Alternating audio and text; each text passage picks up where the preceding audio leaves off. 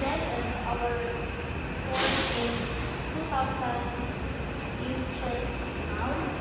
So we have a formula of F is equals to P over R, which manipulated to 2 times P over A. So the root of the base, naging this, we have 2 times 2,000 over 2, which is equal to 2,000 pounds. For number 2, we have the same.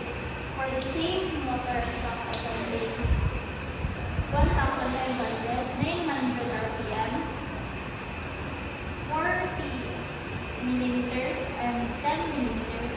The allowable bearing stress of T is 120 MPa. What is the minimum required length based on the bearing? So we have a given of T is equals to 15 kilowatts. Stress is equals to 120 MPa. T is 1